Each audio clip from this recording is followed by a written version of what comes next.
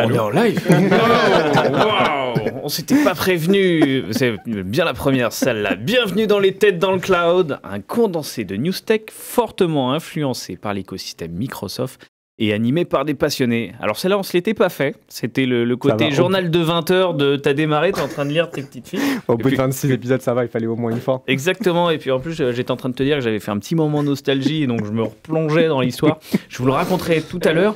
Donc bienvenue sur l'épisode 26 des Têtes dans le Cloud. Du coup, après le spécial Fabcon qu'on a eu l'occasion de faire sur le mois de septembre avec Nicolas et Bruno qui nous avaient rejoints pour la spéciale, on est rejoint par une nouvelle tête aujourd'hui, par Khaled. Bonjour Khaled. Bonjour à tous. Bonjour. Alors, et merci pour l'invitation. Voilà, donc Khaled, je t'avais dit que je te laisserais pas te présenter, donc je vais le faire. Est-ce que tu peux te présenter, Khaled, s'il te plaît? Merci pour le petit coup. Alors Khaled Ferry, je suis chez Expertime donc depuis 6 mois maintenant à peu près, en tant que data ingénieur senior, et je travaille actuellement sur des sujets Fabric et Azure. Voilà. Et tu viens du coup nous parler de Microsoft Fabric. Tout à fait. En grand remplacement de nos autres collègues. Et c'est un plaisir de te recevoir, Khaled. On a plein de choses à se raconter. La bonne nouvelle du jour, c'est que donc, dans le programme, on a pas mal de news. Ça va être assez complet, assez riche. On va essayer d'être synthétique comme d'habitude et de ne pas dépasser les 3h30 d'antenne. Donc pour démarrer, pour cet épisode 26, au programme, donc on va partir à la research de GPT-5, à la recherche de GPT-5. Kevin, tu nous expliqueras ce qui se passe dans l'écosystème Copilot Microsoft 365, avec notamment l'arrivée des nouveaux modèles d'OpenAI. Ensuite, avec Khaled, on ira faire le top 5 des features post-Fabcon. On a eu beaucoup d'annonces pendant la Fabcon, mais vous le savez, ça ne s'arrête jamais chez Microsoft, encore moins sur Fabric. On a de la release mensuelle, voire hebdomadaire. Aujourd'hui, c'est un peu du compte-gouttes au fil de l'eau. C'est difficile de suivre toutes les nouveautés, mais j'ai fait une petite sélection des 5 features qui me paraissaient assez pertinentes. Exactement, pour dire que on en aura toujours tout au long de l'année. Après, on ira voir The Wind of AI Change. Alors, tu ne voulais pas la traduction française, donc on te le laisse comme ça, oui. Romain. Pas mal de choses côté Copilot Studio. C'est pour que tout le monde ait la musique en tête. Et tu nous expliqueras le petit clin d'œil pour ceux qui ne l'ont pas eu.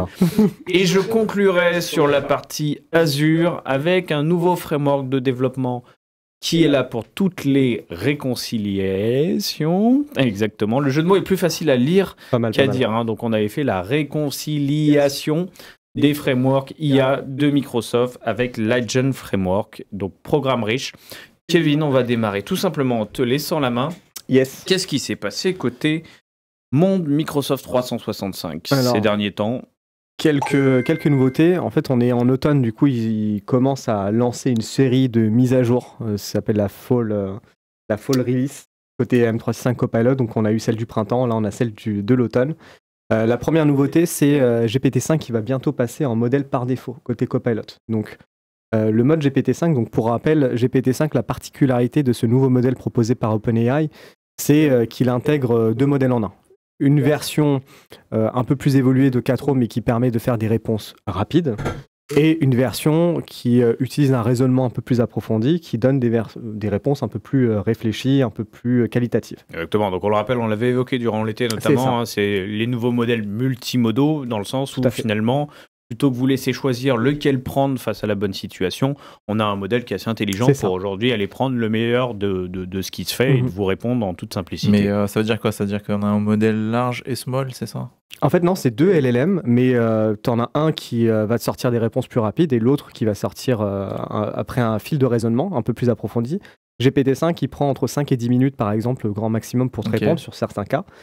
Soit il décide par lui-même automatiquement, c'est la beauté en fait de ce modèle-là, c'est que si tu es un utilisateur débutant et tu sais pas trop quand utiliser un modèle approfondi versus un modèle standard, il prend la décision pour toi. Et quand on a un utilisateur un peu plus avancé qui veut pas encore tout de suite aller sur du researcher et autres, qu'on verra tout à l'heure, tu peux forcer dans ton prompt en disant je veux que tu utilises un mode de raisonnement avancé en suivant A, B, C, D en fait comme fil de raisonnement et il s'exécute. Ou de lui-même. En fait, c'est qu'avant, on faisait la différence, on devait lui dire « je veux que tu raisonnes ». En fait, on était obligé de lui dire comme ça. Et en fait, ce qui se passait, c'est que soit il utilisait GPT-4o, soit il utilisait ce qu'on appelait le deep reasoning avec O3.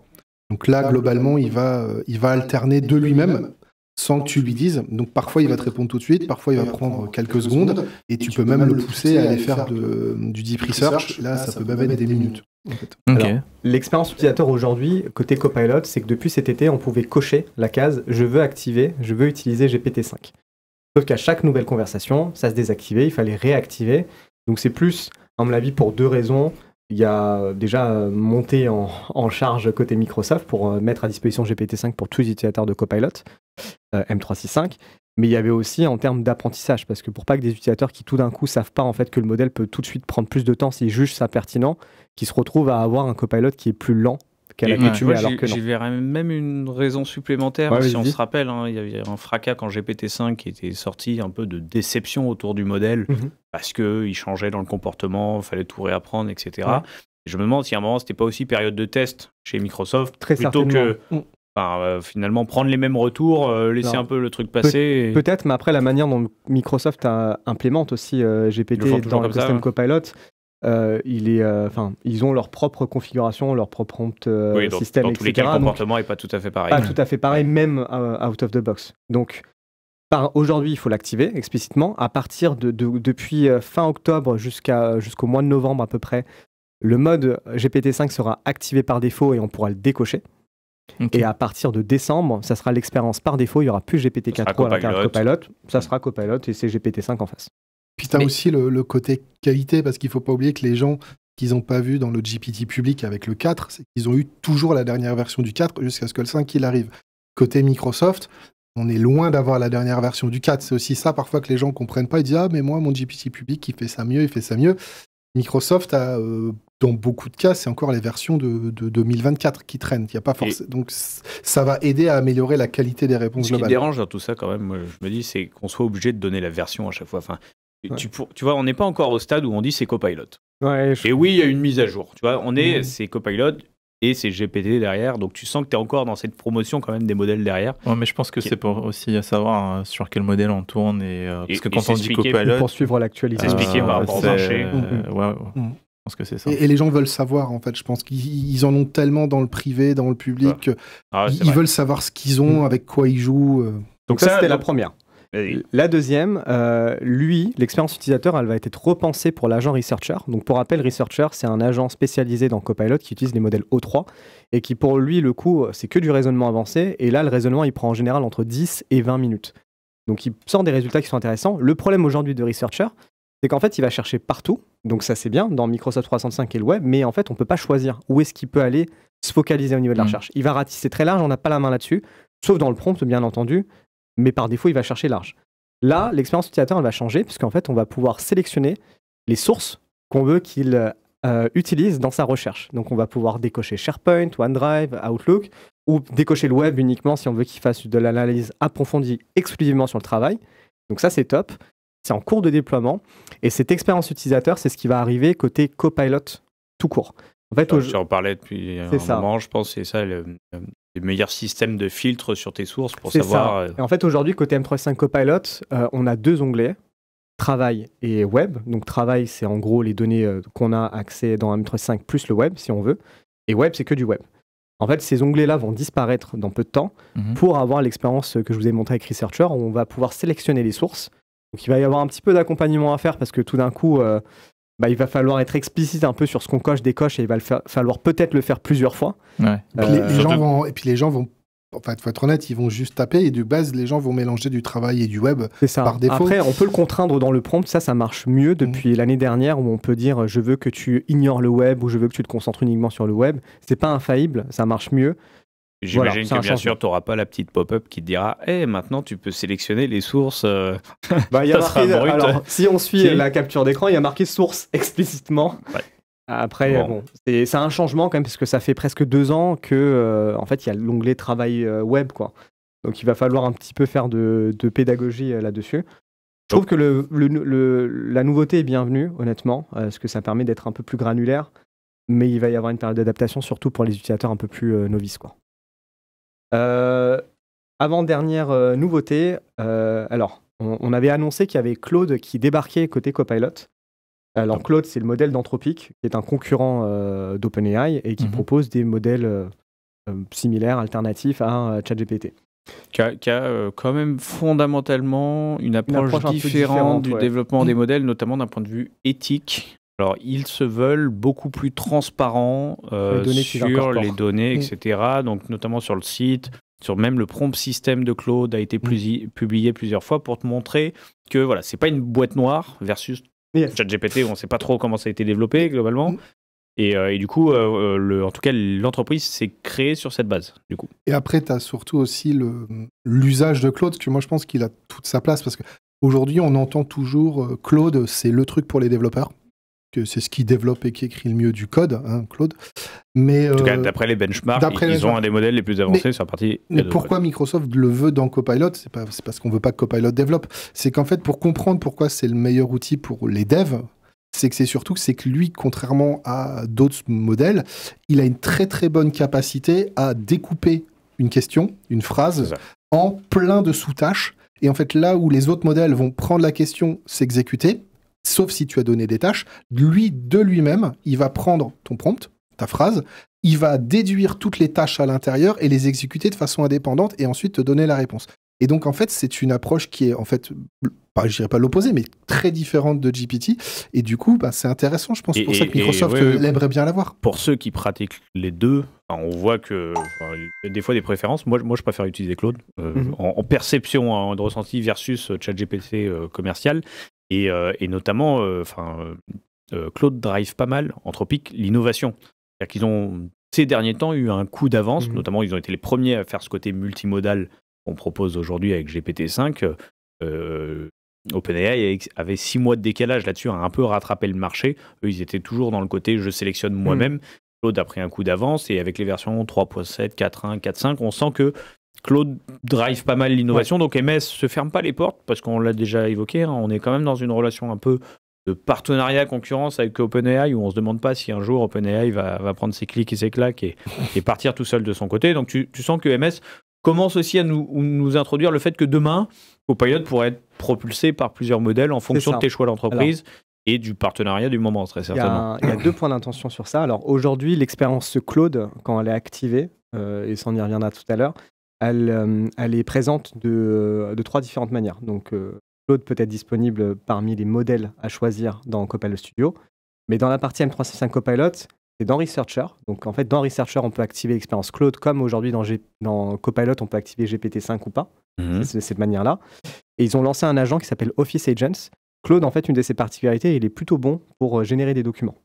On respecte la charte graphique et tout, il a de l'avance par rapport à GPT, par rapport à ça.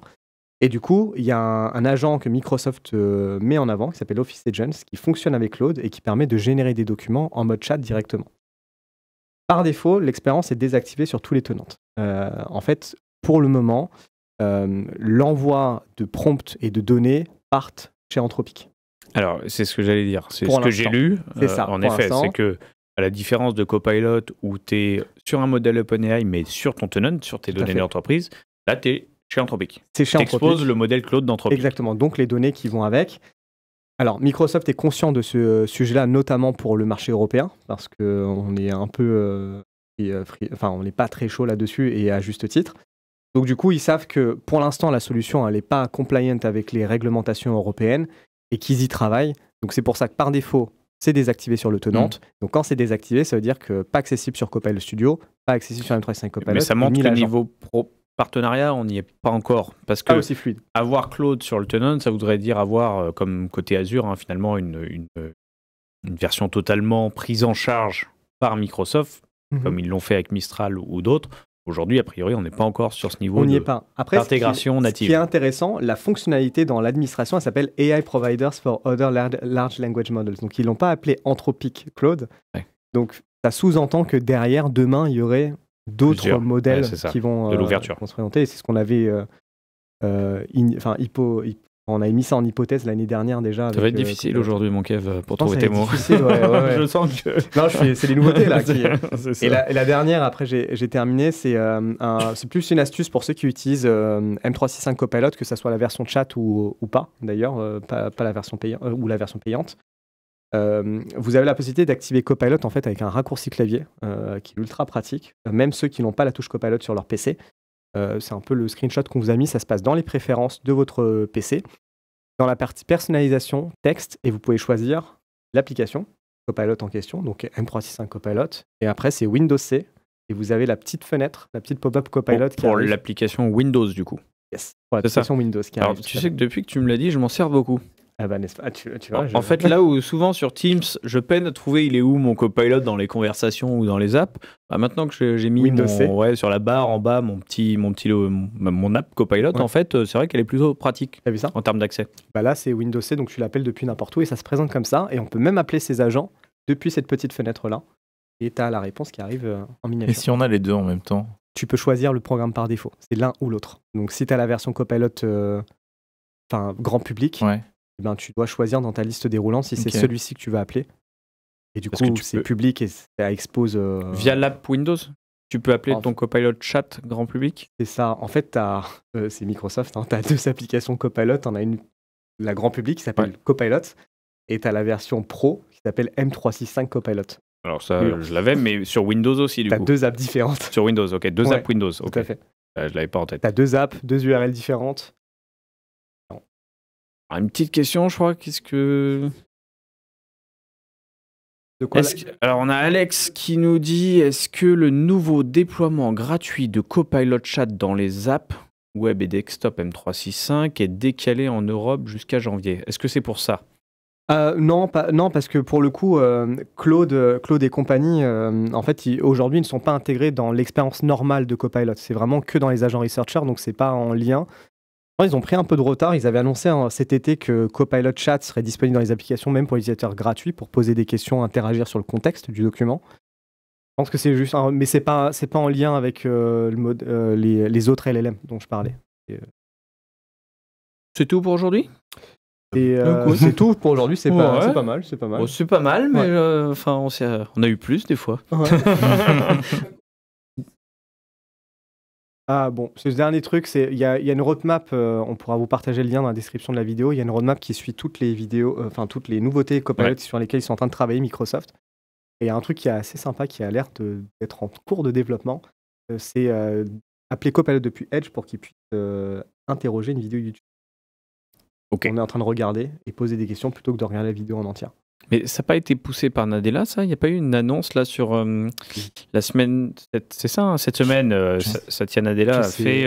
C'est plus ce que je dois dire, je dois pas dire, donc je dirais... Non, alors il y a une vidéo grand public... je vois rien, je peux... Oui, c'est ça, voilà. Il y a une vidéo grand public de Satya Nadella qui disait comment il était ravi aujourd'hui des avancées sur Copilot.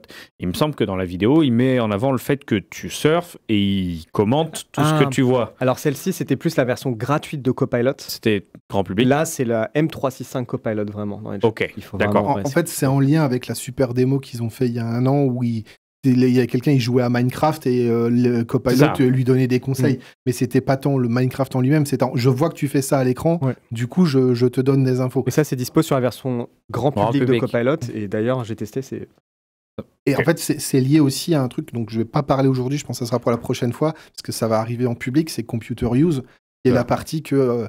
à partir d'un prompt IA simple, il va se balader sur ton ordinateur. Tu lui dis, va me chercher des billets de train, va me remplir tel formulaire. Mais là, c'est plus le côté action. Alors c'est le côté action, mais ça veut dire qu'il a la capacité de voir, comprendre et raisonner par rapport à ce qu'il a à l'écran. Donc ça rejoint, en fait, c'est les mêmes technos derrière. Ok. Donc voilà. on sent intégration Edge à venir, dispo à minima grand public aujourd'hui, peut-être des choses à venir beaucoup plus tard dans l'univers professionnel. Yes. On va s'arrêter là pour la partie Copilot M365. On va passer au deuxième sujet de la journée, le top 5 news Fabcon. En tout cas, celle que Raled a souhaité nous partager aujourd'hui. C'était plutôt ça le postulat. C'est-à-dire, moi je vous le disais, ça me manque si j'ai pas un peu de data, vous le savez, hein, dans une thématique. Et c'est pas parce qu'on vient d'avoir un gros lot de nouveautés. Donc on vous encourage à revoir d'ailleurs l'épisode spécial Fabcon qu'on a tourné avec Nicolas et Bruno il y a de ça un mois. Mais il se passe toujours des choses chez Fabric. Et du coup, qu'est-ce que tu peux nous raconter? Ces petites news, du coup, j'ai fait une petite sélection. Du confort, peut-être. Qu'est-ce que tu as retenu sur le dernier mois? Je vais commencer par une nouveauté, on va dire, qui m'a fait sourire.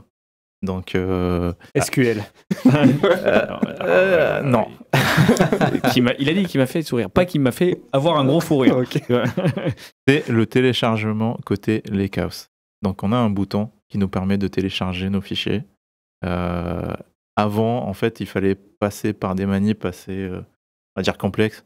Soit on installait le OneLake Explorer sur notre PC, c'est un peu comme le OneDrive.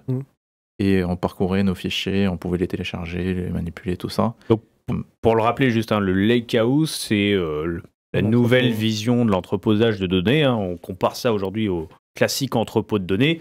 C'est un endroit où tu viens stocker plusieurs états de ta donnée. On parle aujourd'hui de bronze, silver, gold. Et notamment, ça veut dire que quand tu es dans Fabric, tu as pris une donnée brute, tu as eu des étapes de transfo. Donc forcément, à un moment, il y a une version de fichier qui va t'intéresser, qui est peut-être ta donnée raffinée client, et qui est entreposée dans cette plateforme, que tu pourrais avoir besoin de télécharger, c'est ça? Ce qu'il faut savoir, c'est que dans un Lakehouse Fabric, on a la possibilité donc, de stocker des données structurées, non structurées, donc des fichiers CSV, des fichiers JSON, tout ça, et des tables Delta. Donc aujourd'hui, si on veut par exemple parcourir les fichiers qu'on a sur notre Lakehouse, on peut directement via l'interface voir qu'est-ce qu'on a déjà. On peut charger des fichiers dans le Lakehouse, mais on ne peut pas les télécharger. D'accord, ok. On peut les télécharger en passant par le OneLake Explorer, sauf qu'il y a une particularité, c'est que quand on est en multi-tenant, c'est-à-dire qu'on est invité sur un tenant qui n'est pas le nôtre, le OneLake Explorer n'est pas utilisable. Donc, comment on fait? Donc là, ça nourrissait un peu de frustration, j'imagine. Exactement. On le sent. Et on te dit, regarde cette belle bibliothèque, tu peux les regarder de loin, par contre, pas le droit d'y toucher. Alors, on pouvait tout de même visualiser les données qui étaient dans les fichiers. Donc CSV, on a le texte, tout ça. Et copier ça, le mettre dans un fichier CSV, renommer de la même façon. Donc, en fait, il y a tout un travail... on va dire de préparation de données après la préparation que tu as déjà fait. C'est ça. En fait. Donc ça veut dire que si quelqu'un d'autre a travaillé avec toi, qu'il a déposé les fichiers, mais qui n'a pas partagé les fichiers, on ne peut pas récupérer assez facilement. Sauf qu'il y a le OneLake Explorer jusque-là, quoi. Tout à fait. Donc là, petite nouvelle, apparition du bouton télécharger. Que je trouve, ça fait du bien, mais il aurait dû être là depuis un bon moment, je pense. Alors, tu sais, Raled, nous, on est fans de ces petites news. On parle souvent des grosses roadmaps annonces produits, et pourtant, dans le quotidien, c'est la petite news qui fait la différence. Le bouton télécharger, après l'arrivée des... C'était Nicolas qui nous avait vanté l'arrivée des dossiers dans Fabric pour ranger, ou dans Power BI, dans Benjamin, il y a quelques temps. Je crois. Ouais, dans les workspaces, etc. Ouais. Voilà. L'arrivée du bouton télécharger dans Fabric, c'est disponible en octobre 2025. C'est ça. Énorme news. Je passe à la news suivante. Donc, vous savez tous que dans Fabric, on a la possibilité de faire des shortcuts, donc des raccourcis de données. Ça veut dire quoi? Ça veut dire que par exemple, on est sur un Lakehouse, on veut partager un autre Lakehouse sans copier les données. On peut facilement faire un raccourci d'un Lakehouse vers un autre. Donc on va sélectionner les données qu'on veut partager et sélectionner la destination vers qui on veut partager la donnée. Et donc tu virtualises finalement l'accès à la donnée sans la déplacer. Tout à fait. Possible notamment avec d'autres environnements externes. Type Amazon, type GCP. Tout à fait. Et ou type écosystème Dynamics Dataverse. On peut aller prendre un shortcut pour voir la donnée dans Fabric sans la déplacer. C'est assez fort. Et la nouveauté, c'est les transformations shortcuts. Ça veut dire quoi? Ça veut dire que, par exemple, si on a un fichier CSV, on va pouvoir créer un shortcut et faire des transformations sans passer par des pipelines, sans passer par des notebooks Spark. C'est assez facile. Quand tu dis sans passer, ça veut dire quoi? C'est-à-dire que quand tu crées ton shortcut, au moment de la création du shortcut, on va propose les étapes de transfo. Exactement. Et donc, cette fonctionnalité existait donc, sur les fichiers CSV, mais la nouveauté, c'est la prise en charge des fichiers JSON et parquet. Sachant que bientôt, il y aura d'autres types de fichiers qui seront aussi pris en charge, notamment les fichiers Excel, par exemple. Et est-ce que finalement, ça concurrence pas un peu le Dataflow, ou finalement... peu importe si ça concurrence ou pas, c'est un gain de temps. En fait, c'est ça. Je pense que c'est surtout un gain de temps et c'est surtout pour les personnes qui veulent visualiser assez rapidement leurs données sans passer par des étapes assez fastidieuses où on se dit pourquoi je vais me prendre la tête à développer un pipeline ou autre si au final c'est juste quelques petites transformations que je souhaite avoir.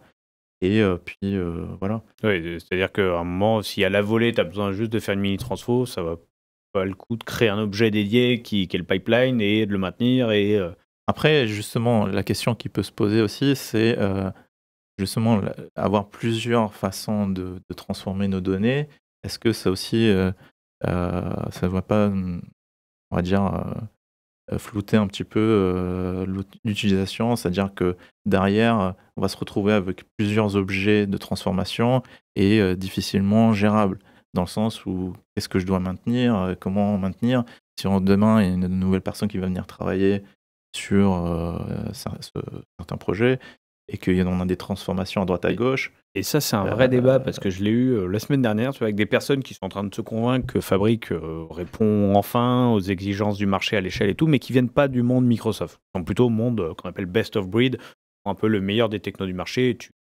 crées les plateformes modernes, hein, donc voilà, c'est une alternative à une vision full stack Microsoft.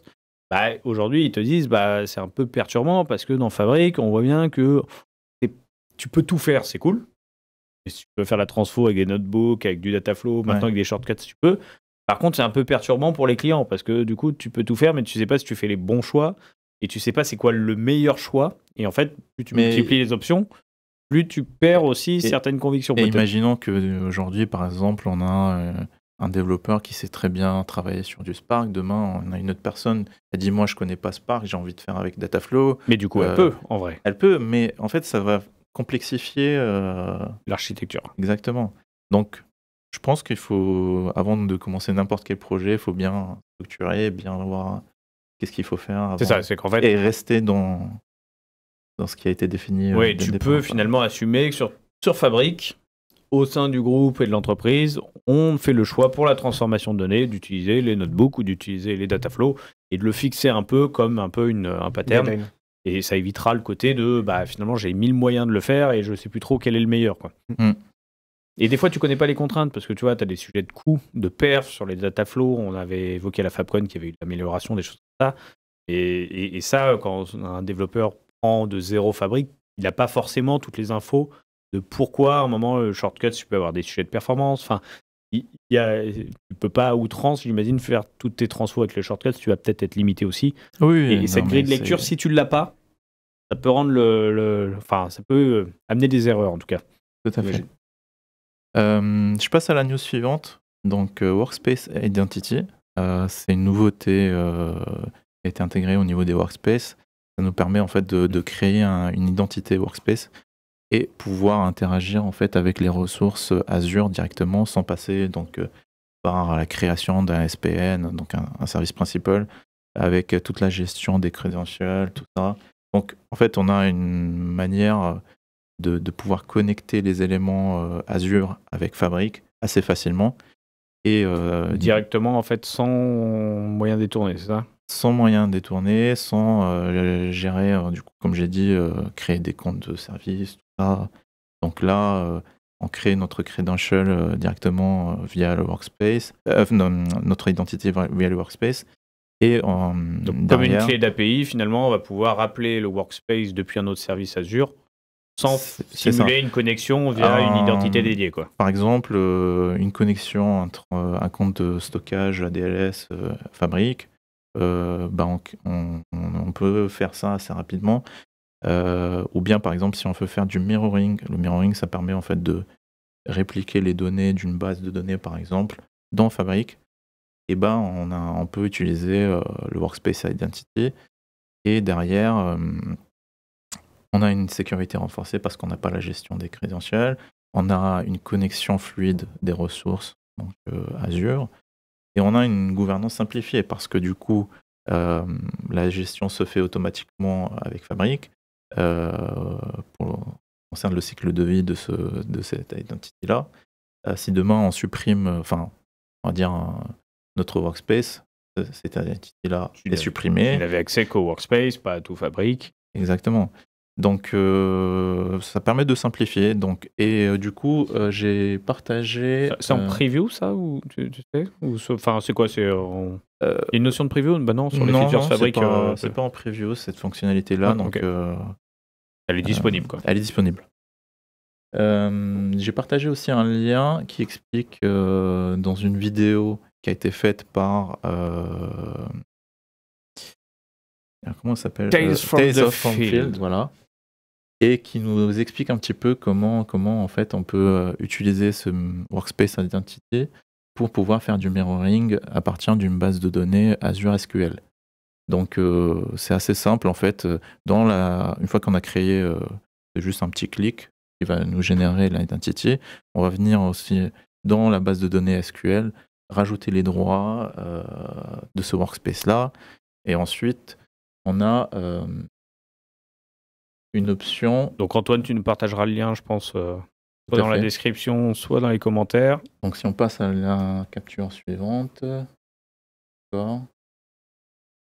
Voilà. Donc ici, on peut voir qu'on maintenant on peut sélectionner Workspace Identity au moment où on veut faire du mirroring. Donc avant, on avait service principal et organizational account. Maintenant, on a Workspace Identity. Donc plus gestion de clés de sécurité. Belle avancée du coup d'un point de vue gouvernance et sécurité. Voilà. Globalement. Simplification avec les Workspace Identity. Quatrième news. Voilà, enfin update. C'est le support du RLS et CLS par Spark. Alors, qu'est-ce que c'est que le RLS CLS? C'est le Row Level Security et Column Level Security. Ça permet d'avoir une sécurité au niveau des lignes de données ou bien des colonnes. Le fameux, voilà, j'ai un groupe, le manager voit tout, mais telle personne ne verra jamais cette colonne, je le bloque au niveau de la colonne. C'est ça. Aujourd'hui, on a un support, ça a été intégré au niveau Spark. Ça a été intégré déjà au niveau du OneLake Security. Donc, dans OneLake Security, on a la possibilité donc, de créer nos CLS et RLS. Et maintenant, quand on va utiliser nos notebooks Spark, petit rappel, Spark, c'est un moteur de transformation de données distribuées qui permet en fait de gérer des volumétries de données assez importantes. Et aujourd'hui, quand on va utiliser Spark, par défaut, donc, on avait accès à toutes les données. Maintenant, une fois qu'on a mis les règles de RLS, CLS, Spark ne va plus avoir accès directement à la donnée. Et du coup, on va avoir un environnement qui va venir sécuriser. Parce qu'avant, il se faisait quoi? Tu avais accès à tout? Tu avais accès à tout. Donc en fait, tu avais une règle qui disait personne n'a le droit de voir cette colonne. Par contre, tu prenais Spark, tu voyais tout. Alors, avant comment ça fonctionnait, c'est que on avait le RLS et CLS côté endpoint SQL. Ok. Donc, ça veut dire quoi? Ça veut dire que quelqu'un qui requêtait ne pouvait pas le voir. Quelqu'un qui requêtait, qui avait juste les droits en lecture sur un workspace, donc il avait accès au endpoint SQL, et donc on pouvait appliquer ces règles de sécurité au niveau des données. Maintenant, avec l'intégration de OneLake Security, on a intégré donc le RLS et CLS, sauf que si on utilisait Spark, on avait accès aux données. Okay. Donc ils ont rajouté une surcouche qui permettait maintenant de bloquer en fait l'accès direct aux données et de passer par un environnement sécurisé, intermédiaire. Donc c'est intéressant, notamment sur des sujets des RGPD, finalement, de limiter l'accès que aux personnes qui doivent voir. Donc côté finalement équipe IT, data engineering, etc. Il y a quand même des sujets de confidentialité qui se jouent à un moment quand tu manipules de la donnée. Et du coup, ça vient t'amener cette couche pour que même un data engineer qui va travailler dessus ne les voit pas, quoi. C'est ça. Donc voilà, une fonctionnalité. Mais tu pourras quand même les manipuler. Oui, on peut manipuler les données. C'est-à-dire que tu peux manipuler la colonne, mais tu ne vois pas ce qu'il y a dedans. Oui, c'est ça. C'est ça. Donc c'est intéressant. Imagine finalement des infos confidentielles sur une société, etc. Bah, toi, tu es data engineer. Tu dois faire les transfos parce qu'on te le demande et ton but, c'est de faire ton reporting, c'est ça? C'est ça. Et à la fin, tu vas pouvoir dire bah, j'applique tel transfo, mais tu verras jamais le montant exact qui est dedans. Finalement, ta colonne sera masquée. C'est un peu le sujet du début d'année où en France... tu as une certaine... Tu as les tranches de salaire qui sont obligées d'être publiques à partir de 2026 en France, et pas les salaires en eux-mêmes. Donc typiquement, c'est un use case où le développeur va pouvoir mettre la transfo, les calculs, pour créer ces grilles de tranches de salaire, parce que par poste, tu dois avoir les tranches... Enfin, je ne sais plus le détail exact, je pense pas le sujet RH ici, mais c'est une idée comme ça, mais par contre, tu n'as pas le salaire de chaque individu. Et donc typiquement, bah, là, tu vas pouvoir préparer tes transpos, préparer tes rapports, sans avoir accès à la donnée unitairement. Donc c'est un vrai use case qui va concerner la France l'année prochaine en fait. Donc une belle information, ça, dans le sens du respect de la protection de la donnée. C'est ça. Dernière nouveauté que j'ai sélectionnée, donc, c'est l'intégration de Fabric Data Warehouse directement dans SSMS 22. Donc, Alors, SSMS, hein, c'est pas le truc pour envoyer des petits messages par mobile. Est-ce que tu peux nous rappeler ce que c'est, Raled? alors SSMS, c'est SQL Server Management System. Studio. Demande-nous ouais, c'est ça. Et en fait, c'est l'outil qui est utilisé souvent avec les bases de données SQL. Donc c'est un outil Microsoft et c'est un client qu'on peut installer sur notre PC et pouvoir manipuler les bases de données à distance. Qui est ce type d'outil finalement qui perpétue des habitudes. Quand tu as travaillé pendant des années dans le monde SQL, bah, tu es habitué à ce type d'accès finalement client, et aujourd'hui Microsoft permet toujours de maintenir pour les personnes qui aiment travailler depuis SSMS finalement, pouvoir des fois juste accéder à l'entrepôt, c'est ça que tu dis, au Data Warehouse depuis SSMS, mais le problème c'est qu'avec des nouvelles techno, des fois tu perds ce côté usage et accessibilité. Et donc il y a une intégration donc, de Fabric Data Warehouse directement dans SSMS 22 avec toutes les fonctionnalités que proposait déjà SSMS avec les bases de données SQL. Donc, et on a la possibilité donc, de regrouper nos tables, nos vues, tout ça par schema. On a la possibilité de voir les snapshots qu'on a créés au niveau des warehouses. On a la possibilité d'utiliser des fonctionnalités poussées comme par exemple le plan d'exécution, pouvoir nos requêtes, tout ça, comment elles tournent. Donc c'est assez sympa. Ça n'existait pas avant. Et c'est intéressant notamment pour les entreprises qui ont de l'hybride, qui maintiennent beaucoup d'entrepôts en on-prem, qui vont avoir un moment du Fabric, pour la personne qui est administratrice, de voir aussi l'ensemble finalement de ces entrepôts sur une même interface, que une Fabric ne va pas permettre de faire. Finalement, à l'inverse, pardon, pour le micro. Tu nous aurais tout fait. Exactement, je suis fatigué. Je vous l'avais dit en démarrant. Et si je peux rajouter, donc, en fait, il y a d'autres fonctionnalités qui vont débarquer aussi. Donc, par exemple, la découverte automatique donc, des warehouses.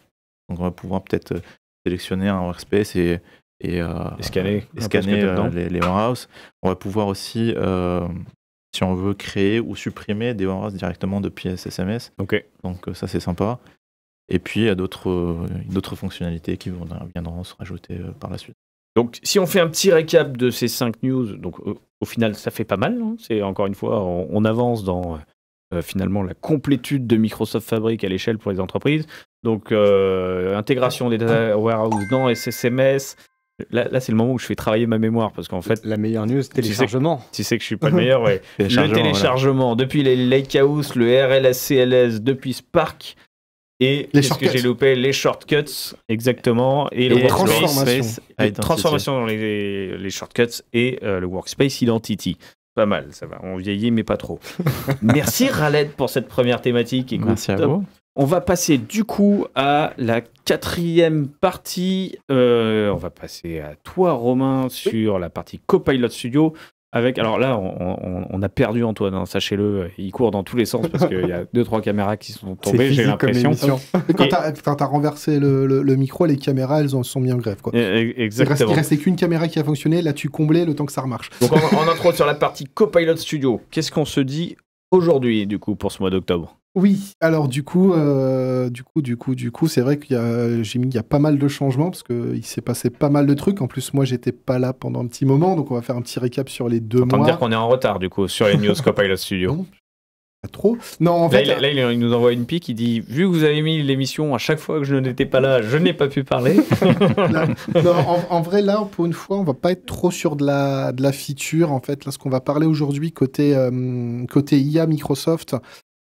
Et entre autres, bien sûr, Copilot Studio ou PowerPlat. On va parler un peu plus d'administratif, parce qu'on va commencer déjà à aborder un sujet qui va être très récent, on va parler certification.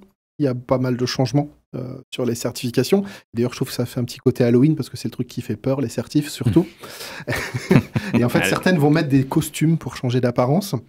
On va avoir un sujet qui a percuté ce lundi en étant prévenu qu'une semaine à l'avance sur les changements de modèle IA dans la plateforme low-code. Toi, tu as parlé de l'arrivée de GPT-5 pour la partie M365, mais on va parler de ce qui se passe sur tous les gens qui font des agents à l'intérieur de M365. Et on va parler, si on a un peu le temps, qu'il y a un nouveau modèle économique qui s'est rajouté pour l'usage des agents. qui concerne globalement les gens qui en font beaucoup et qui ont besoin d'acheter à l'avance énormément. Et voilà. Et ben c'est parti. Alors, pour rebondir sur si on a un peu de temps, pas trop, Romain. C'est pour ça. Mais on va aller vite. Je t'en prie. Non, sans aller vite, vas-y. Ben, voilà, c'est pas des sujets tant waouh feature, mais plutôt, je pense, des choses importantes à apprendre. Surtout que l'Ignite arrive dans 3 semaines. Parce que là, on aura plein de choses à raconter. D'ailleurs, venez nous voir le 18 au soir sur notre émission spéciale. Exactement.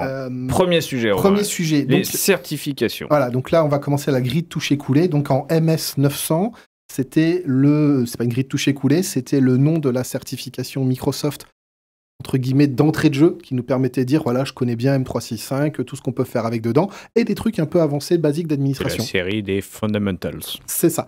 Donc celle-là, elle part à la retraite. Voilà, et elle change, elle met un nouveau costume, elle enlève le MS et elle met un AB devant, donc ça devient AB 900, pour intégrer d'autres notions qui sont plus dans l'air du temps. Tout ce que nous raconte Kevin depuis un petit moment, donc Copilot, l'IA, la sécurité, l'administration. Et donc là... Donc ça marque ce passage finalement de l'écosystème de productivité Microsoft classique, 365 à cet écosystème intelligent centré autour de Copilot du coup. Et en fait même elle va s'élargir, elle va prendre 2 axes. Elle va prendre toute la gamme 365, donc là j'ai besoin de mes petites notes pour être sûr de rien oublier, mais globalement il va y avoir du Dynamics 365, du M365, de la Power Platform. Enfin, il va y avoir beaucoup de choses qui vont arriver dans les certifs. Mais là, si on se concentre juste sur la AB900, on va être sur des niveaux un petit peu de connaissances et d'administration. Et du coup, ils vont rajouter derrière la AB100, qui, elle, va demander des connaissances plutôt en architecture conception. Donc la MS900, c'était du fondamental. Je rassure tout le monde, c'est du niveau... Souvent, par exemple, les commerciaux la passent ou les gens qui débutent la passent. C'est très intéressant pour avoir une compréhension. Une bonne culture générale de ce qui se fait dans l'écosystème Microsoft. C'est ça, et on va la compléter par la AB100 qui, elle, arrive le 18 novembre. Et elle, justement, elle va par contre demander d'avoir une connaissance complète. Là où tu as la connaissance fondamentale sur la AB900, on va après passer sur les connaissances complètes et là sur la même liste de produits. Donc Dynamics, Power Platform, M365, Copilot, J'ai vu le programme, j'ai fait ouch. C'est entrée plat dessert là. T'as tout d'un coup là. C'est quoi ça, une 2 étoiles Microsoft? Pardon ? Une 2 étoiles. Faut voir les logos, je sais plus ce qu'il y a sur les logos, je crois que c'est une 2 étoiles la 100, parce qu'en plus la 100, là où la 900 vous restez sur du M365 et ça vous aide à tout ce qu'il faut pour comprendre quand Kevin Yandandou vous parle, c'est voilà, passez là et vous comprendrez tout ce qu'il dit, même si on comprend déjà bien, et la 100, elle rajoute en plus de tout ça, elle rajoute Azure, iFoundry, Copilot Studio, les instructions, le MCP, donc modèle contexte protocole, le agent to agent, voilà, ça fait penser un peu à l'époque où côté data, ils avaient amené les architectes data, où finalement il fallait être aussi bon en Power BI, en gouvernance, qu'en Synapse, en data engineering, enfin tu avais un mix de tout. Tu sentais qu'il fallait bachoter un petit peu ou vraiment entraîner dedans pour l'avoir. Déjà la DP600 qui concerne Fabric, en fait ça s'appelle Analytics Engineer. Donc ça veut dire que tu mélanges les data engineers avec les data analysts. Donc c'est un profil entre deux, on va dire. On retrouve ce grand écart. Ce qui est le propre d'un architecte notamment, d'avoir un overview finalement de tout ce que tu vas mettre en place derrière avec des équipes. Quoi. Mais moi ce que j'aime bien dans la AB900 par rapport à la MS900 d'avant, la MS900 c'était vraiment feature, usage. Et moi pour être aussi côté, j'anime certains forums Microsoft officiels et on voit que les principales questions des gens c'est ok, j'ai compris que je peux faire ça, je veux le faire, mais ça marche pas, j'ai tel message à l'écran. Et en fait, le message, c'est souvent des voir avec votre administrateur ou ce genre de choses. Et c'est beaucoup de messages, ça se résume ça. Et ce qui est bien dans la AB900, c'est qu'elle rajoute la couche administration de base. Pas vous êtes en train d'administrer, de remplacer un administrateur, mais ça vous permet de comprendre pourquoi il y a un administrateur et qu'est-ce qu'il y a besoin. C'est un peu, je vais faire une comparaison, c'est comme au permis de conduire. Maintenant, on vous apprend à changer une roue, faire les niveaux, faire un peu de mécanique, mais vous n'êtes pas garagiste. En fait, c'est exactement ça. Ça vous donne le niveau de comprendre pourquoi il y a besoin du garagiste. Je refais ce parallèle avec la data, c'est qu'on l'a vécu, c'est qu'à un moment, on te disait, t'es data analyst, data engineer, puis à un moment, on t'a dit, finalement, rappelle-toi que t'es dans Azure. Donc, si tu veux être tech lead ou archi, t'es obligé de comprendre... Et Khaled, on a eu des sujets sur ces sujets, pour déployer une gateway, des passerelles, des choses comme ça. Bah, tu surfes entre ce monde pur infra et le monde de la data, mais si tu es tech lead et expert, tu es obligé de toucher un petit peu. Ouais. Par exemple, des choses qu'il y a dedans, le grand classique, c'est les sujets de partage d'agents que tu fais avec Agent Builder, qui était renommé au passage Copilot Studio Lite. Donc, par exemple, souvent, c'est « Ah, j'arrive pas à le partager ». En fait, ça t'explique ces notions, qu'est-ce que tu peux faire en partage avec les agents de Builder dans Copilot 365. Déjà, même comment tu peux l'avoir, comment tu l'actives. C'est pas toi qui vas le faire, mais le fait de le comprendre, du coup, tu comprends mieux ce qui se passe et pourquoi tu vois certains produits ou pas d'autres. Et alors, je vais rajouter juste un petit commentaire aussi, c'est que ce qui est assez marrant, c'est que tu vois que c'est aussi le monde Modern Work, 365 et Dynamics réunis, et c'est assez représentatif de ce qui se passe chez Microsoft, parce que pour ceux qui suivent un peu l'entreprise, il y a eu un grand changement organisationnel, un peu à tous les niveaux, et notamment aujourd'hui, on a une mutualisation des forces, historique Modern Workplace avec les forces historiques Business Apps, côté Dynamics, parce que finalement, aujourd'hui, le tout est un ensemble, et on a besoin, on risque, Copilot étant transverse, on a besoin d'avoir cette vision transverse technique et produit. Et on le retrouve du coup donc avec l'arrivée de la AB100, c'était c'est ça, et la AB100, la AB900, AB900, et la AB100 qui veut être l'assertif de toutes les solutions IA. C'est-à-dire qu'on n'est pas, vous n'êtes pas le niveau architecte Dynamics, vous n'êtes pas niveau architecte Foundry, mais ça prouve un niveau de conception architecture transverse sur toutes ces technologies. Tu fais bien de le rajouter parce qu'en effet, dans l'assertif, on retrouve la partie Azure et Foundry qui est demandée comme prérequis. Donc vraiment, c'est toutes les solutions AI dans cette certif. Voilà. Elle va pas être facile à avoir, je pense. Et d'ailleurs, quand on fait de la technique, on se rend compte que c'est que on a les agents low-code, etc. Mais très vite, il faut comprendre qu'est-ce qu'on peut faire avec les autres solutions pour savoir les limites des produits, ce qu'on peut faire avec. Le point d'après, qui va aussi bien concerner les gens qui ont fait de l'agent builder que des agents dans le monde Microsoft, c'est que je taclais un petit peu tout à l'heure en disant on avait l'agent GPT-4o depuis... en plus, très longtemps, voire la version de juillet 2024 jusqu'à il y a pas longtemps, on est quand même en octobre 2025 là. En fait, il y a une semaine, Microsoft a dit « Coucou, lundi 27, c'est fini, 4o, vous l'avez plus ». Et puis, ils ont attendu vendredi pour nous dire « Au fait, on mettra 4.1 à la place ». Voilà. Et donc, du coup, c'est vrai que c'est important de communiquer là-dessus. Alors, je rassure les gens, en fait, vu qu'ils ont un peu communiqué à l'arrache, j'ai vérifié ce matin... J'ai encore 1 ou 2 agents où il y a écrit 4o, c'est pas la panique. Mais c'est assez intéressant de voir qu'on avance. Automatiquement, les agents seront passés en 4.1. Et il y a un petit bouton qui permet justement de se dire que on peut... Non, je n'ai pas la capture, Antoine. Non, je ne l'ai pas. Mais globalement, il y a un petit bouton dans les agents où on peut dire pendant 1 mois, laisse-moi encore 4o. Voilà. Ça laisse 1 mois aux gens pour faire la bascule 4o. 4.1, voilà. Les impacts, c'est pas comme si on passait au 5, mais forcément il y en a parce qu'on parle d'agentique et d'agents low-code, donc on passe de choses basées globalement sur du prompt. Ça veut dire que derrière, il va falloir peut-être revoir les prompts qui ont été créés. Exactement, c'est que voilà, là si on était sur du dev pur, on s'en sortirait plutôt pas mal. Là, globalement, parce que tu as des choses assez directes, là, vu qu'on a du prompt et on réagit à des résultats de prompt, potentiellement, c'est là où il y a un sujet. Par contre, ce qui est rassurant, c'est que Microsoft, on le sait dans le monde de la Power Platform, il y a l'officiel dans les plateformes d'admin, mais il y a aussi toute la partie toolkit. Et donc, il y a un toolkit gratuit qu'on connaît en Power Platform qui s'appelle le Microsoft Center of Excellence. Et donc, la team Microsoft qui s'occupe de la partie communautaire, c'est la team PowerCat. Et ils ont sorti donc le Copilot Studio Kit de l'équipe PowerCat Team. Et dedans, il y a plein de modules. Ça me prendrait plusieurs émissions pour tous les expliquer. Globalement, on mettra le lien en description pour y aller voir. C'est gratuit, ça s'installe bien. Et dedans, il y a un module d'automatisation de tests à partir de prompts. Okay. Donc, pour ceux qui n'ont toujours pas sauté le pas d'essayer l'outil, c'est peut-être l'occasion pour les agents qui sont encore en 4o. De faire tes petits tests avant le passage. Voilà, de reprendre tes prompts, de les tester. Parce que moi, par contre, comme l'a dit Kevin, GPT-5 arrive dans Copilot. Pour moi, 4.1, c'est juste une étape vraiment temporaire. Je ne suis même... Pour moi, ma boule de cristal, on ne va pas passer 1 an avec le 4.1. Pour moi, je ne serais pas surpris qu'au mois d'avril-mai, on nous dise on passe en 5 grand max, voire même peut-être dans 3 mois, parce que le 5, on l'a depuis très longtemps. Je pense que c'est juste, il faut enlever le 4. Voilà, très longtemps, tu sens que les échelles de temps ne sont plus les mêmes.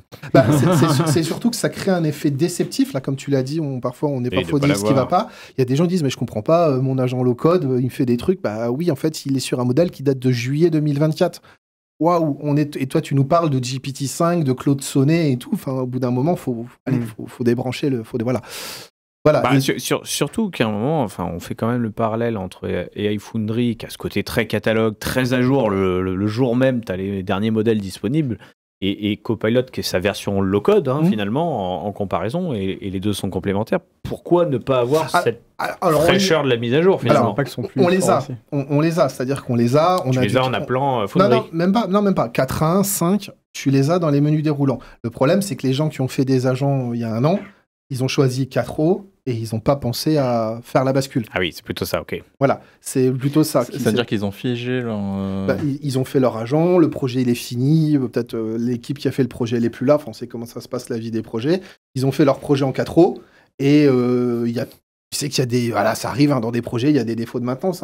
On a trouvé des gens en .NET 3.5 quand il y avait déjà du bit sorti. Je caricature un peu, mais c'est un peu la même idée. Donc c'est aussi un peu pour forcer la bascule. Et la bascule, Microsoft par contre ne fait pas « Oh, ça s'arrête ». C'est plutôt « Vous passez en 4.1 ». Ce qui est normalement, ça ne va pas tout casser. Tu regrettes qu'ils ne forcent pas le décommissionnement en gros un peu plus rapidement. Là, maintenant c'est bon. Parce qu'en fait, il n'y avait pas les outils. Parce que le petit bouton qui s'appelle « Forcer à utiliser l'ancien modèle pendant encore un mois de plus », il est arrivé il y a quelques jours. Okay. Donc, avant, on n'avait pas la possibilité. Donc, je pense que Microsoft avait besoin d'avoir ce système de double modèle qui vivait. Donc, ça, c'est bon. Par contre, c'est vrai que c'est très court, prévu une semaine avant. En gros, vous avez un mois pour pouvoir basculer. Voilà. Par contre, voilà, c'est ça. Il y a un mois pour faire la bascule. Maintenant, c'est tout le sujet. Quand tu te fais accompagner, tu es censé y réfléchir. C'est ça. J'allais dire, il y a un vrai sujet de gouvernance, là, de comment tu gères l'arrivée, le décommissionnement des nouveaux modèles et les effets de bord que ça peut entraîner, etc., dans une logique un peu de cycle de vie de tes agents. Moi, ce que je recommande, c'est que beaucoup de gens, j'ai vu beaucoup vous êtes projet, ils mettaient pas ces outils de test automatisés avec l'outil de la Power 4 Team, disant c'est bon. Maintenant, je pense que ça va devenir quelque chose à réfléchir parce qu'on va rentrer dans une logique où les modèles vont changer souvent et que je pense qu'il faut avoir tes prompts tests, tes prompts cas d'école, et qu'il va falloir les avoir pour automatiser les résultats dessus. Donc ça va peut-être aussi aider à démocratiser cet outil. Et enfin, petit sujet qui date de début sur septembre-octobre, mais c'est bien de le traiter en une fois, il s'est passé des choses côté licence. Un petit sujet chez Microsoft. Oui, petit sujet. Alors déjà, on fait toujours le lapsus dans la licence, mais là, ça va parler côté utilisation de l'IA low-code. On parlait il y avait deux univers. Il y avait les crédits IA, donc souvent vulgairement on disait les crédits AI Builder, parce que c'est lui principalement qui te les mangeait. Et il y avait les messages Copilot Studio qui étaient en fait très traîtres, parce que tu dis j'ai un message à l'écran, c'est un message, non, parce qu'un message en fait ça en fait 12. Une action. Ouais, voilà, un message qui va lire du SharePoint, ça fait 12 messages, enfin, c'était bizarre. Donc, il s'est passé deux choses qu'on va résumer en une fois. Déjà, depuis le 1er septembre, les messages Copilot Studio s'appellent des crédits. Première réaction que ça a été, c'est cool, donc on a les crédits Copilot Studio et les crédits AI Builder. Ouais, merci. Et en fait, c'est un peu voulu et volontaire, puisque... Un crédit égale N message. Non, ça par contre, ils ont fait ils ont fait la bascule. Par contre, AI Builder, là, ils ont fait une grosse news, c'est qu'au 1er novembre, unification. Voilà, c'est-à-dire que AI Builder, qui avait son système de crédit à part, en fait, va être consommé par les crédits Copilot Studio. Alors, avant le 1er novembre, en fait, ce qui était compliqué, c'était si vous faisiez de l'AI Builder en le créant depuis Power Apps, depuis le Hub IA, pardon, ça consommait des crédits IA. Et ensuite, si vous créiez votre AI Builder depuis l'outil qui s'appelait Prompt, qui est AI Builder dans Copilot Studio, ça consommait des crédits Copilot Studio. Donc, une erreur était vite arrivée. Donc là, maintenant, déjà, de base, ça va consommer qu'un seul endroit. Moi, j'ai une question, Romain, comme ça. À quel point tu arrives à projeter combien de crédits quand tu montes un agent, là, un workflow, comment tu t'arrives à projeter combien ça coûte? Alors, de deux façons. Déjà, en fait, la moindre action, tu sais combien elle coûte. En fait, tu as tout qui est hyper détaillé. Okay. De deux, quand tu vas dans l'outil AI Builder Preview, tu as la calculatrice. Quand tu es dans la publique, en bas, il y a juste marqué X secondes pour exécuter. Quand tu es en preview, à côté, il y a la calculatrice. Mais elle est toujours en preview parce que la calculatrice, c'est un peu compliqué. Tu montes ton agent, tu as mis tes actions et tout, tu as quelque chose qui te dit ça va coûter tant. Alors, en fait, c'est que quand tu fais de l'AI Builder, tu as une partie prompt où tu écris, tu testes, en plus, tu peux le connecter du Dataverse, plein d'autres choses, etc., plein d'outils. Et au moment où tu cliques sur tester, à droite, tu as le résultat. Et tout en bas, dans la partie preview, il te dit cette requête vient de consommer 34 crédits. D'accord, donc tu le vois dans tes tests en fait. Voilà, et du coup, tu sais que ça, en moyenne, consommera 34 crédits par exécution. Pourquoi en moyenne? Parce qu'il faut savoir que c'est du réel, et que par exemple, si dedans tu as mangé un document, en fait, si tu as fait un test avec un document de 2 pages et qu'on envoie un de 10, forcément, tu sais que 10 pages, ça prend plus de jetons, donc ça va augmenter, mais on le sait, c'est-à-dire c'est quand on va créer ton use case d'entreprise, là on est moins dans du no-code. Tu vas faire tes premiers tests, tu sauras déjà à peu près. C'est ça, et puis même on a tous les tableaux, on sait que X pages, X mots, ça fait tant de tokens, on a tout ça, mais même déjà tu as une petite projection côté low codifié qui te permet d'avoir une idée, même si tous les tableaux sont publics, on le sait au 0,1 près au passage. Du coup, et ça bouge pas tant que le modèle n'a pas changé. Alors ça va être encore... Alors c'est ça tout le sujet, c'est que jusqu'à présent, la partie iBuilder était complètement dépendante du modèle sur la consommation des crédits. Okay. C'est-à-dire que si tu étais en 4.1 mini ou en 4.1, ça coûtait pas la même chose ta requête, donc il fallait faire attention en fabriquant ton iBuilder de qu'est-ce que tu coches. Par contre, moi j'ai vu une petite nouveauté récente, parce que comme je t'ai dit, ça rentre dans Copilot Studio. Donc pour le moment, on a une espèce de tableau où ils ont fait les équivalences complètes. Sauf qu'il y a un nouveau tableau que j'ai vu qui est intéressant, où ils te disent, alors, on n'a fait que 4 lignes, on n'a fait que 4 lignes pour la partie iBuilder, et en fait, il y en a une qui correspond au truc simple, il y en a une qui correspond au document, il y en a une qui correspond au raisonnement. Et en fait, on sent qu'ils vont vouloir utiliser la logique Copilot Studio, qui est de dire, dans Copilot Studio, tu ne dépends pas du modèle. Dans Copilot Studio, que tu sois en 4, en 4.1 ou en 5, c'est l'action qui définit le nombre de crédits. Ok. Voilà. En Copilot Studio, si tu requêtes sur du SharePoint, que ça soit en 4.0 ou en 5, c'est 12 crédits. Ce qui va simplifier pas mal. Voilà. Et donc, en iBuilder, on le sent. Pour l'instant, il y a encore une petite astérix où ils font ratio de jetons, mais on sent qu'ils ont envie d'unifier, de cacher la notion de modèle qu'il y a derrière, qui n'est pas encore ça revient à ma remarque de tout à l'heure.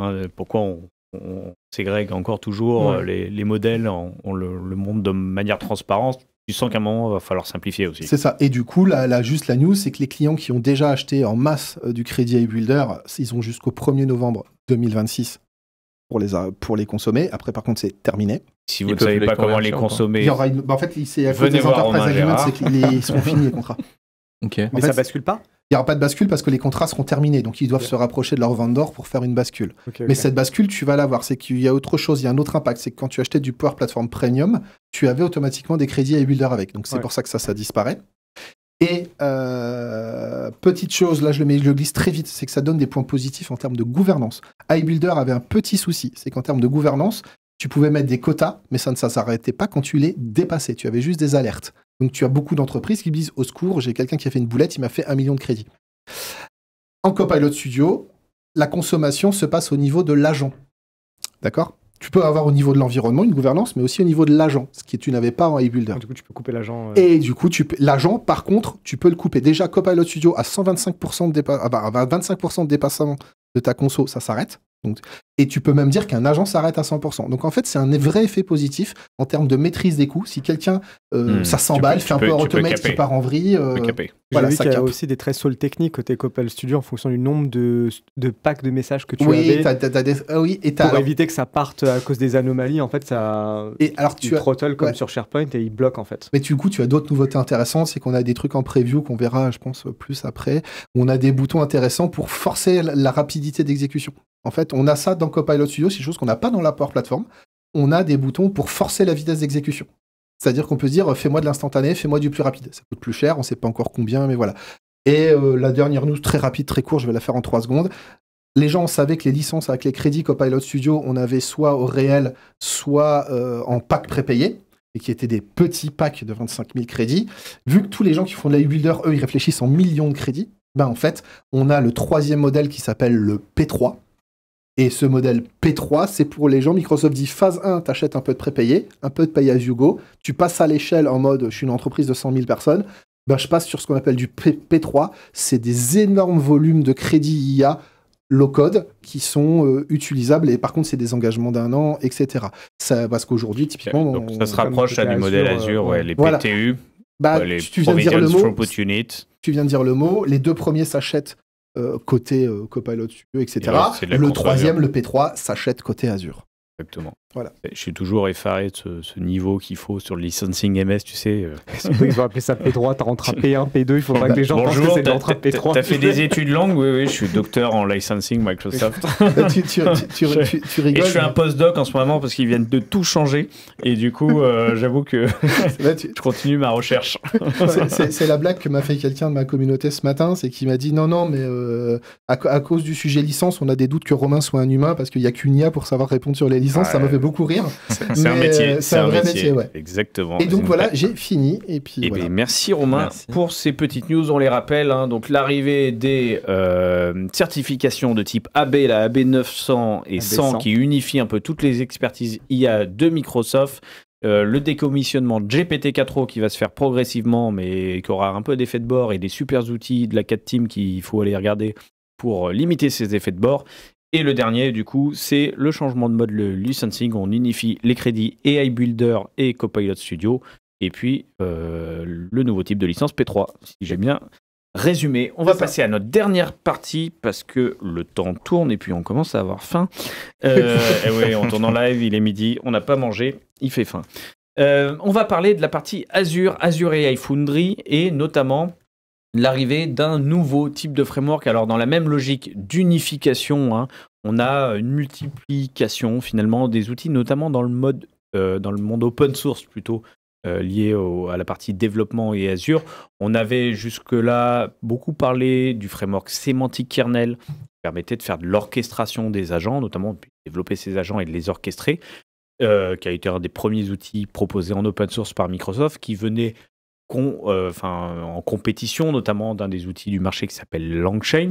Après, on avait parlé ces derniers temps de la partie AutoGen qui avait été propulsée par les équipes Microsoft Research, qui permettait aussi de faire de l'orchestration, sauf ce qui était destiné à des fins expérimentales. Globalement, on te disait, alors que Semantic Kernel est prêt pour l'entreprise, parce qu'on a tous les bons connecteurs, on a tout le monitoring, l'observabilité qu'il faut dessus. AutoGen surfait plutôt sur la nouvelle vague de comportement qu'on cherchait à avoir côté agent. Donc, si je veux avoir des agents qui travaillent en parallèle sur une même tâche ou des agents qui finalement conversent pour achever une tâche, bah ça, c'était pas possible avec Semantic Kernel qui était plus sur du workflow classique, hein, du chain, un enchaînement d'étapes. Parce qu'en gros, on programmait un peu cet enchaînement. AutoGen le permettait, sauf qu'AutoGen, on te disait, c'est pas fait pour la production, c'est purement expérimental. Et bah, on a l'arrivée d'un nouvel outil, un nouveau framework de développement, open source aussi, qui s'appelle Microsoft Agent Framework. Et alors là, je suis obligé de vous faire un petit clin d'œil, parce que durant mes recherches, je suis tombé sur le fait, et j'adore quand Microsoft réutilise des noms en fait, de produits. On avait Fabric, hein, pour mémoire, qui était un outil un service côté Azure il y a quelques temps, avant l'arrivée de Microsoft Fabric. Et en fait, le Microsoft Agent existait déjà il y a très longtemps. Alors, pour les plus anciens d'entre nous, on avait à l'époque, en 97, le Microsoft Agent qui existait. Et alors, ce qui est assez drôle, c'est que c'est pas si éloigné, finalement, on a beaucoup parlé d'avatar et tout, de tout ce qui se passe avec l'IA générative. C'est qu'en 97, Microsoft Agent nous permettait de créer des petits avatars en 3D. Donc, on avait Merlin, on avait Bobby, je crois, Teddy, c'est ça, Pelé et Jenny. Années 90. Exactement. Qui était intéressant, on commençait à les avoir finalement dans l'écosystème Office. Après, ils ont fait suite à Clippy qui est arrivé, qui est un des agents qui a été développé directement par les équipes Office. Donc, ils étaient disponibles à l'époque sous Windows 97, sous Vista, et ça a été abandonné après, je crois.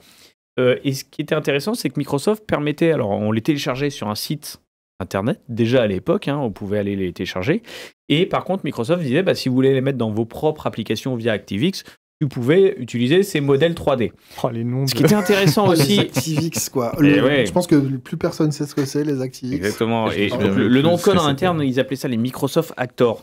Ce qui est intéressant, malgré tout, c'est qu'à l'époque, tu avais déjà ce côté, finalement, on parle beaucoup des jumeaux numériques, etc. Donc, tu avais ce côté avatar, hein, qui était déjà présent.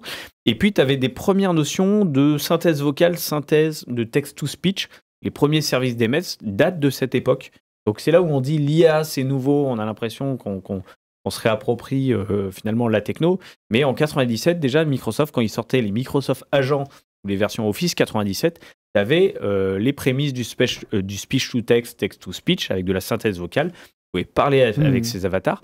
Alors, on avait perdu cette techno-là avec le passage à Clippy, qui lui n'interagissait qu'en texte. Mais voilà, c'était le petit clin d'œil. Quand vous tapez Microsoft Agent, vous pourrez tomber sur cet article de Wikipédia où, j'ai envie de dire, c'est devantures de logiciels qu'on trouvait sur les étagères des supermarchés à l'époque.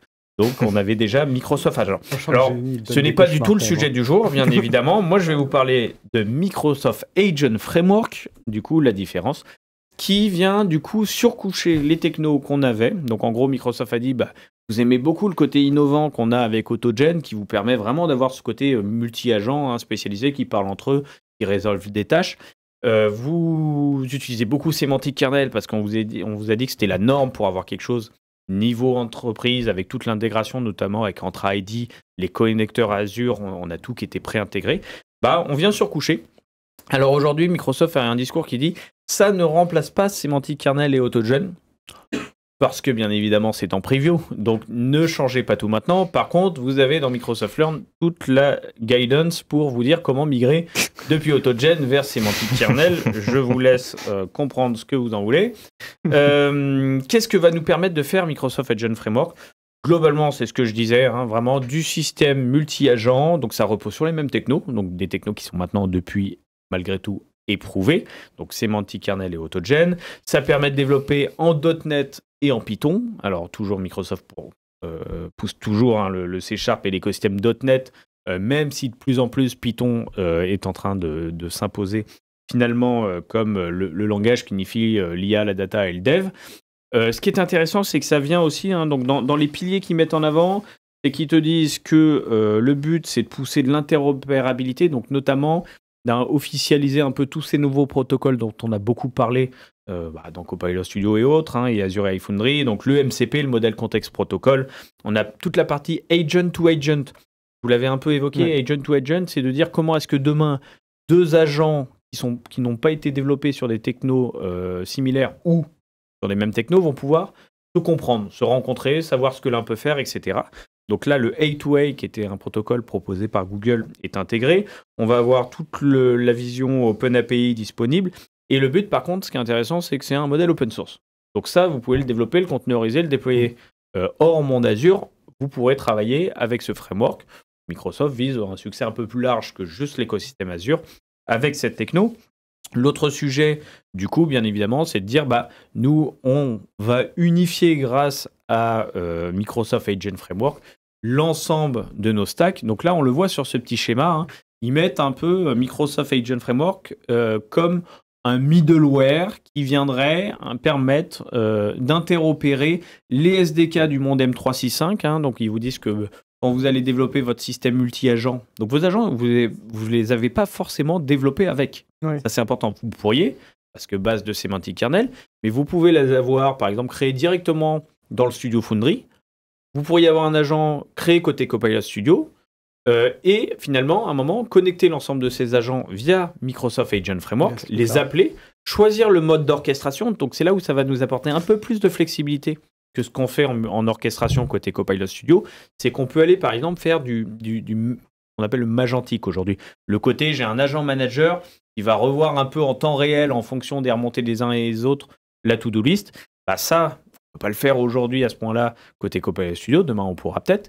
On peut le faire côté Microsoft Agent Framework et on peut le faire à partir d'agents développés par du multi-écosystème. Et surtout, comme on appellera les SDK M365, facilement demain le publier dans Teams ou autre. Oui, Romain, tu veux compléter, je vois depuis un moment. Juste sur le schéma, en fait, ce qui n'est pas évident, c'est que moi, on parle souvent Copilot Studio low-code. En fait, ce que peu de gens savent, c'est que Copilot Studio, ça peut être fait intégralement en .NET. En fait, il y a un SDK et souvent, on pense Copilot Studio low interface low-code, mais en fait, il y a un SDK de code intégral où on est de A à Z dans Visual Studio pour faire son agent Copilot Studio et c'est ça qui rentre là-dedans en fait. Et exactement. Et c'est le côté un peu Inception de faire du code dans du low-code. Merci Romain, on essayait de simplifier la picture. Donc voilà, donc tout ça pour dire, voilà, donc c'est officiellement le nouveau framework d'orchestration multi-agent. Alors on voit un petit quelque chose à l'écran, on voit que alors c'est disponible sur GitHub comme c'est open source. Par contre, Microsoft vous pousse un petit accélérateur, une app aussi qui s'appelle DevUI. Parce que souvent, aujourd'hui, quand on va faire de l'orchestration, on est inspiré pas mal par d'autres outils du marché, par exemple N8N, qui va nous permettre de manière très graphique et visuelle de voir comment j'orchestre et l'enchaînement que j'ai. Vu qu'on est sur de la logique d'orchestration, on va chercher ça. Il y a 2 moyens de le faire aujourd'hui avec Microsoft Agent Framework. Il y a cette petite app qui s'appelle DevUI qui va nous permettre de tester, finalement, de voir le comportement des agents en live et de faire un peu son côté débugage, etc. Donc, qui est une app proposée open source par Microsoft. On retrouve le côté orchestration, mais vous allez aussi pouvoir le faire depuis une extension Visual Studio. Pour information, voilà, de Microsoft Agent Framework, d'avoir ce côté visuel directement dans Visual Studio et ce côté text box et enchaînement d'actions. C'est plus que nécessaire aujourd'hui. C'est que forcément, juste coder, surtout quand on va arriver sur des systèmes complexes, ça devient compliqué. Bah, vous le voyez à l'écran, Microsoft s'aligne via son app DevUI, open source encore une fois, tout ça n'est pas payant, vous pouvez le faire hors monde Azure, essaye de s'aligner sur le modèle poussé par des Crew AI, des N8N et autres outils du marché qu'on la cote sur l'orchestration multi-agent. Il y a très forte chance que ça apparaisse dans l'événement de novembre, celui-ci.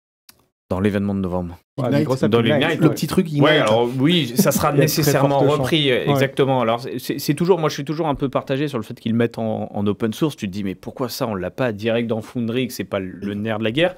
Par contre, Microsoft vise beaucoup plus large que finalement l'adhérence pure à son système et a compris qu'à un moment, et c'est un peu le nerf de leur cheval de bataille depuis longtemps, l'ouverture des outils Microsoft à d'autres, donc ils se veulent... Ça, ils veulent contribuer avec MCP à 2A, à mon avis, ils veulent avoir leur propre écosystème peut-être avec eux de leur côté et contribuer...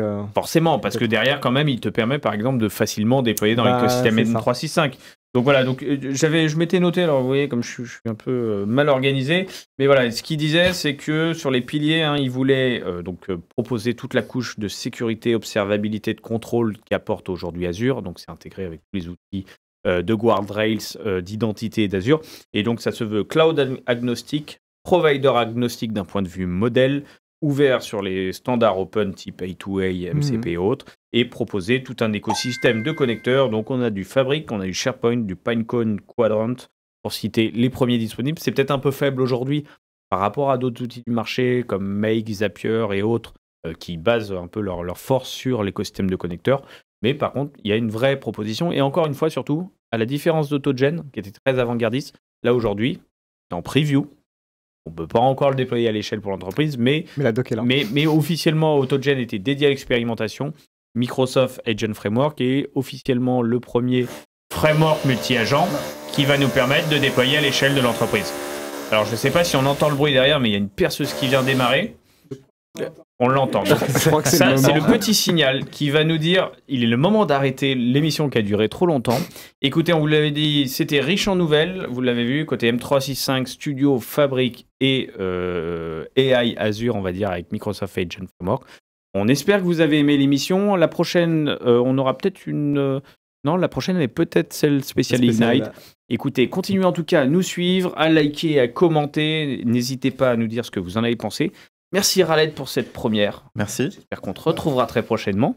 Et puis on vous dit bon appétit, rendez-vous à très bientôt pour l'épisode 27 ou une spéciale des têtes dans le cloud. À plus. Bye bye.